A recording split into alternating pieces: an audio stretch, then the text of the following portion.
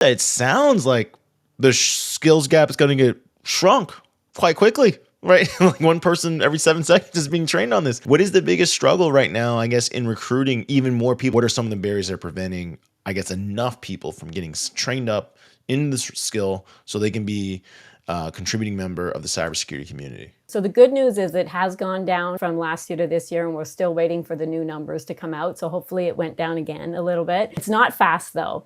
So I think you have people coming in, but you also have people leaving the industry as well.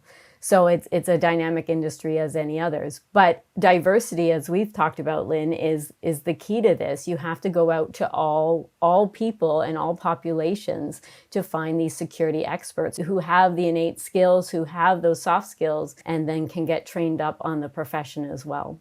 I think about when I talk to my dad and he's like, I never really could have imagined you'd be working for a big tech company doing security awareness, right?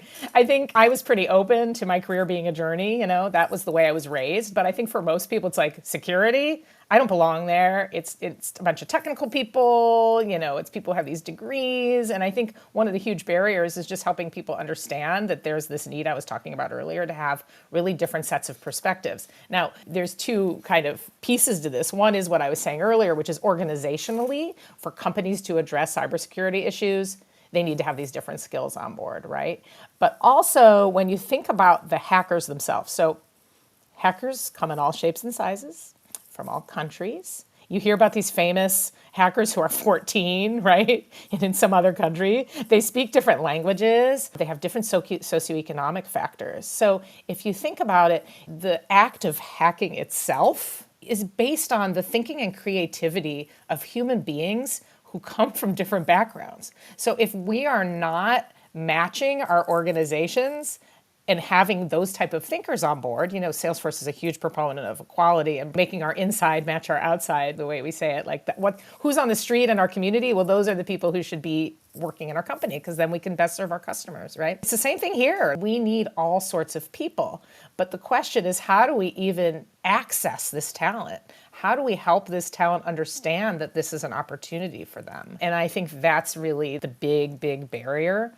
I think getting people into job roles, you can hire all day long, but it's, can you get the right people? I hire a lot of people, more and more as a manager, I am looking for people who have certain qualities as well as skill. Can they demonstrate grit? Can they demonstrate that they're gonna really figure things out on their own? And I hate the phrase think outside the box, but I just used it, that can really think differently and think, are there alternative ways to solve this problem? So it's getting the people, but it's getting the right people who can really address these issues we're facing. And there's so many reports, Lynn, like you said, so many reports that support diversity with high-performing teams, what it means. I read one, it was CIO Magazine, I think lately. We all know that better access to talent, more talent, but also higher levels of engagement and trust within the team and better decision-making because you have this diverse crowd. So it just supporting what you're saying right there on diversity. And we need to, it's a numbers game as well, right? We need to go out to all these populations. We need to be talking to people with the right skills and not worrying. I had a conversation before too about how sometimes location was a barrier in hiring because we had these hubs or offices where we wanted people to be located, and asking people to relocate, the answer isn't always yes, or they don't want to, or they have commitments or whatever it might be.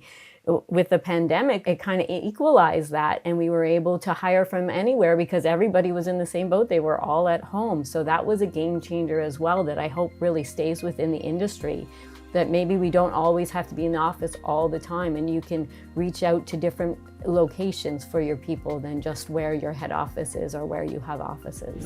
Did you know Salesforce is one of the founding members of the World Economic Forum's Cybersecurity Learning Hub? The Learning Hub democratizes access to cybersecurity skills by providing free and career-oriented modules that give people a route towards in-demand roles. Visit Trailhead in the show notes to skill up for the future and learn in-demand skills that lead to top jobs.